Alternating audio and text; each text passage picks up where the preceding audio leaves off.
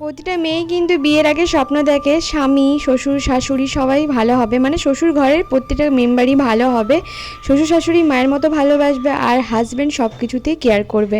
আমার স্বামী কিন্তু আমার মা, বাবা, শ্বশুর, শাশুড়ি, তারপরে সব কিছুরই জায়গা নিয়ে বসে আছে বলতে পারো। ভুল হলে, দোষ হলে যেমন বকাঝকাও করে, তেমন কিন্তু হাতে হাতে কাজও করে দেয়, আবার আমাকে ঠিক টাইমে প্যাম্পারও করে। হ্যাঁ, আমাকে কিছু বলতে হয় না ওকে যে এটা আমার জন্য করো বা এটা করতে হবে আমার জন্য, তবে আমি খুশি হব।